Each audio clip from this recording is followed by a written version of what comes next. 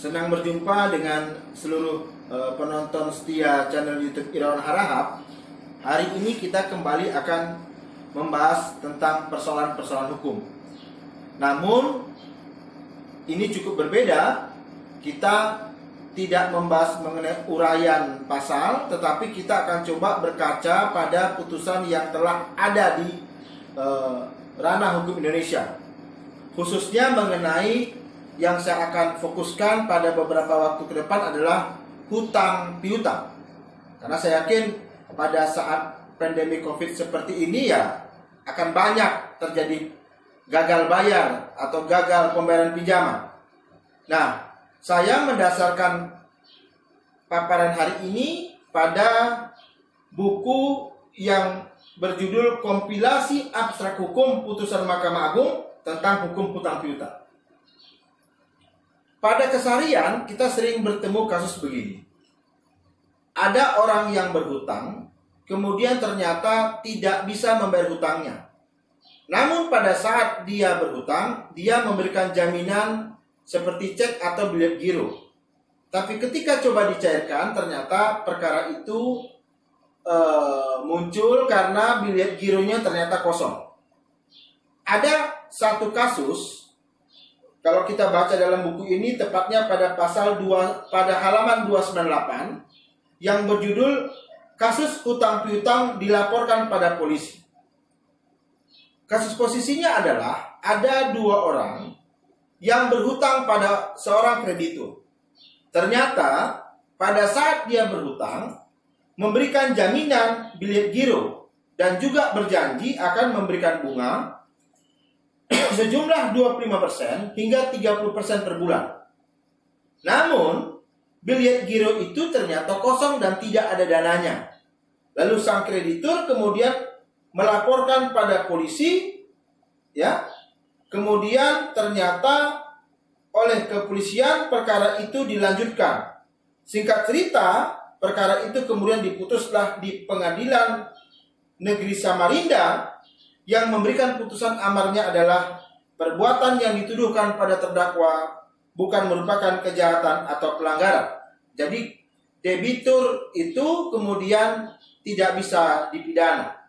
Nah, giliran debitur yang merasa keberatan, kemudian merasa tercemar nama baiknya, maka kemudian mereka, dua orang debitur tersebut mengajukan gugatan perdata ke Pengadilan Negeri Samarinda juga, yang amarnya adalah yang diinginkan: satu, menyatakan sita jaminan sah dan berharga; dua, menyatakan tergugat melakukan perbuatan melawan hukum; tiga, menghukum tergugat si kreditur tadi membayar ganti rugi kepada penggugat sebesar 1 miliar rupiah; dan yang keempat, menyatakan putusan dapat dijalankan lebih dahulu atau putusan seadil-adilnya.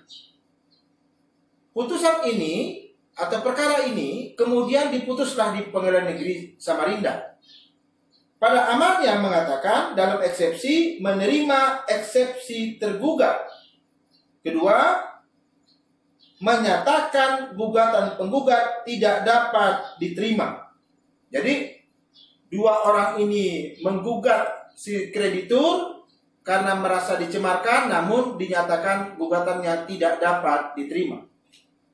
Namun di Pengadilan Tinggi, amar ini kemudian mengadili sendiri, dirubah. Satu, menolak eksepsi tergugat. Dua, mengabulkan gugatan penggugat untuk sebagian dan menyatakan secara hukum bahwa tergugat melakukan perbuatan melawan hukum.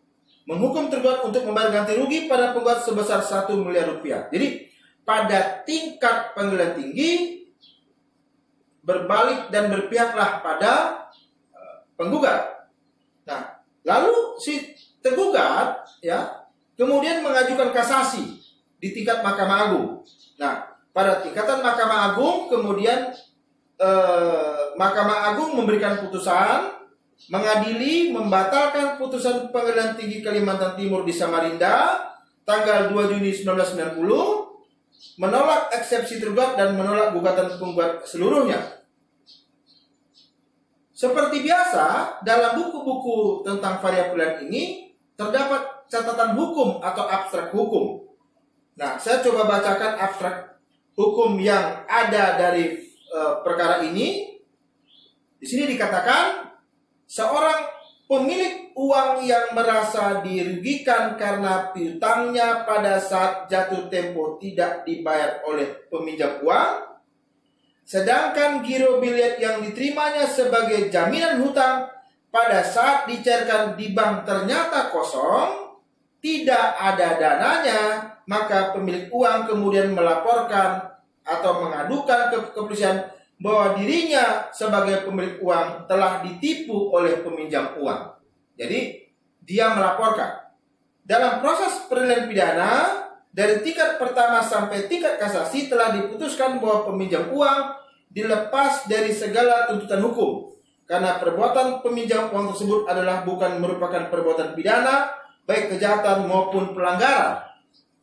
Berdasarkan atas putusan perkara pidana tersebut, karena merasa dicemarkan nama baiknya, maka peminjam uang mengajukan gugatan perdata terhadap pemilik uang dengan dalil bahwa pemilik uang atau tergugat melakukan perbuatan melawan hukum dan dihukum membayar ganti kerugian imaterial sebesar 1 miliar rupiah. Atas gugatan perdata dari peminjam uang tersebut, pihak Mahkamah Agung RI berpendirian bahwa perbuatan seseorang yang melaporkan atau mengadukan kepada kepolisian untuk mempertahankan hak keperdataannya adalah tidak termasuk sebagai perbuatan melawan hukum atau inkasu memfitnah sebagaimana diatur dalam pasal 1365 KUH Perdata.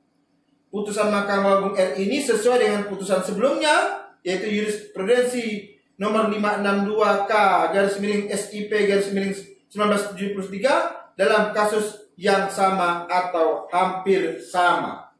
Jadi rekan-rekan semuanya, kesimpulannya adalah perbuatan seseorang yang melaporkan atau mengadukan kepada kepolisian untuk mempertahankan hak keperdataannya adalah tidak termasuk perbuatan melawan hukum, walaupun dalam putusan itu dinyatakan dia tidak dihukum, karena itu dalam rangka mempertahankan hak hukumnya.